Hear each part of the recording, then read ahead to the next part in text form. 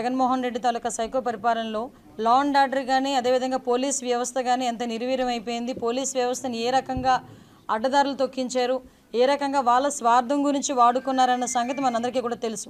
అయితే ఇప్పుడు గవర్నమెంట్ మారింది, చంద్రబాబు నాయుడు గారికి అదేవిధంగా ఎన్డీఏ కూటమికి ఈరోజు గవర్నమెంట్ అధికారం చేతిలోకి వచ్చిన తర్వాత కూడా కొన్ని శక్తులు, అరాచక శక్తులు ఏ రకంగానైనా లా అండ్ ఆర్డర్లు ఇబ్బంది పెట్టాలి, దానికి మళ్ళా కులాన్ని ఆపాదించాలి, దానికి పార్టీని ఆపాదించాలి అన్న ఉద్దేశంతో కొన్ని అల్లర్లకి దారితీసే పరిస్థితి కనిపిస్తూ ఉంది. ఏ రకంగానైనా గవర్నమెంట్ మీద బురద జల్లాలి అన్న కాన్సెప్ట్లో చాలామంది కొన్ని ప్రయత్నాలు అయితే జరుగుతూనే ఉన్నాయి. గౌరవ చంద్రబాబు నాయుడు గారు ముఖ్యమంత్రి వర్యులు చెప్పింది ఏంటంటే క్రిమినల్కి క్యాస్ట్ ఉండకూడదు, క్రిమినల్కి పార్టీ ఉండకూడదు. క్రిమినల్ ఈజ్ క్రిమినల్ అంతే. ఆడు ఎలాంటి ఏ పార్టీ వాడైనా అనవసరం, ఏ క్యాస్ట్ అయినా అనవసరం, ఎవరైనా అనవసరం. క్రిమినల్ అన్నవాడు ఎట్టి పరిస్థితుల్లోని కూడా తప్పించుకోవడానికి లేదు, ఎట్టి పరిస్థితులు శిక్ష పడాలి. ఇదే కాన్సెప్ట్. చంద్రబాబు నాయుడు గారు లా అండ్ ఆర్డర్ని కంట్రోల్ చేయగలరు, at the same time crime రేట్ని కూడా తగ్గించగలరు అన్న ఒక మంచి ఒపీనియన్ కూడా గవర్నమెంట్ ప్రజలందరిలోని కూడా ఉంది. దీన్ని ఏదో రకంగా డిస్ట్రాయ్ చేయడానికి కంపల్సరీగా ఒక రకంగా చెప్పాలంటే నేను చెప్పేది ఏంటంటే వాళ్ళ కక్ష సాధింపు చర్యలు అనొచ్చు, లేకపోతే కవ్వింపు చర్యలు అనొచ్చు.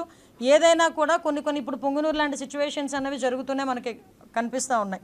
ఈరోజు నేను ఒకటే చెప్తున్నా, తెలుగుదేశం పార్టీ కార్యకర్తలకు అవనేయండి, సామాన్య ప్రజలకు అవనేయండి. ఎందుకు సామాన్య ప్రజల గురించి కూడా నేను మాట్లాడుతున్నానంటే జగన్మోహన్ రెడ్డి గవర్నమెంట్లో తెలుగుదేశం పార్టీ వాళ్ళు ఒక్కలే ఇబ్బంది పడడం కాదండి. తెలుగుదేశం పార్టీ వాళ్ళు పార్టీల పరంగా రాజకీయాలుగా తెలుగుదేశం పార్టీ వాళ్ళు కానీ, జనసేన వాళ్ళు కానీ, బీజేపీ వాళ్ళు కానీ ఎన్ని ఇబ్బందులు పడ్డారో కామన్ పీపుల్ కూడా అంతే ఇబ్బంది పడ్డారు. భూ కబ్జాల విషయంలో కానివ్వండి, వాళ్ళ మీద దాడుల విషయంలో కానివ్వండి, డాక్టర్ సుధాకర్ లాంటి డాక్టర్స్ విషయంలోనే కానివ్వండి, డాక్టర్ అనితారాణి లాంటి డాక్టర్స్ విషయంలో కానివ్వండి, కామన్ పీపుల్ ఒక ముస్లిం కుటుంబం ఏదైతే ఆత్మహత్య చేసుకున్న సందర్భం కానివ్వండి,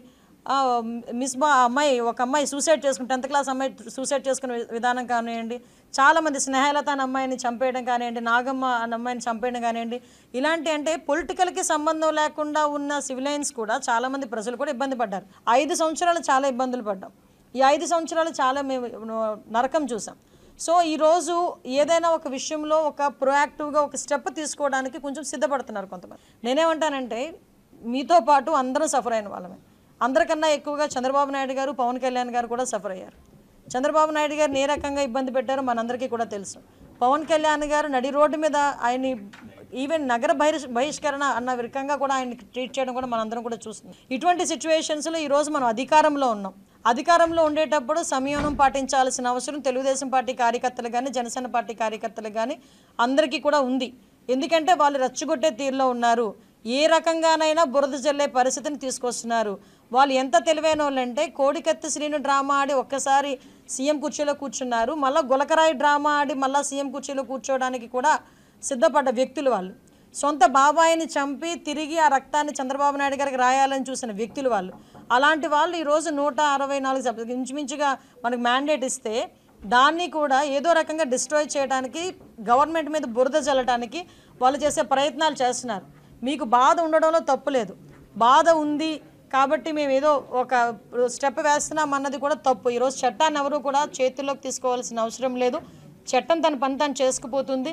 దయచేసి ప్రతి ఒక్కరు కూడా సంయమనం పాటించండి. బోత్ పార్టీస్, నేనేం చెప్తానంటే బోత్ పార్టీస్ మన తాలూకా రాజకీయంగా మన ఉనికి కాపాడుకోవడానికో లేకపోతే బురద జల్లే కార్యక్రమానికో కామన్ పీపుల్ని ఇబ్బందులు పెట్టే పరిస్థితి తెచ్చుకోకూడదు. దయచేసి ఈ విషయంలో ఎలాంటి వాళ్ళైనా అటువంటి సిచ్యువేషన్ క్రియేట్ చేస్తే కనుక చట్టం తన పని తను చేసుకెళ్ళిపోతుంది. లా విషయంలో ఎవరు కూడా అతీతులు కాదు. ఈ విషయం చెప్పడానికనే ఈరోజు మీ అందరి దగ్గరికి రావడం జరిగింది. దయచేసి ఒకటే చెప్తున్నా, అన్ని పార్టీల వారికి, ఇటు వైఎస్ఆర్సీపీ పార్టీ వాళ్ళకి, టీడీపీ పార్టీ వాళ్ళకి, జనసేన వాళ్ళకి అందరికీ కూడా మనం చట్టాన్ని ఏ రోజు కూడా చేతుల్లోకి తీసుకోవద్దు. మనం చట్టాన్ని చేతుల్లోకి తీసుకొని మనం వాళ్ళు చేసిన ట్రాప్లో మనం పడొద్దు. నేను అది చెప్తున్నా, వాళ్ళు వేసిన ట్రాప్లో అనవసరంగా మనం పడొద్దు. చట్టాన్ని ఎవరు కూడా చేతుల్లోకి తీసుకోకండి. At the same time YSRCP వాళ్ళకి కూడా ఒకటే చెప్తున్నా, మీ లాభాపేక్ష గురించో మీ రాజకీయ ఉనికి గురించో కామన్ పీపుల్ని ఇబ్బంది పెట్టొద్దు అని మాత్రం నేను మీ అందరినీ కూడా విజ్ఞప్తి చేస్తున్నా.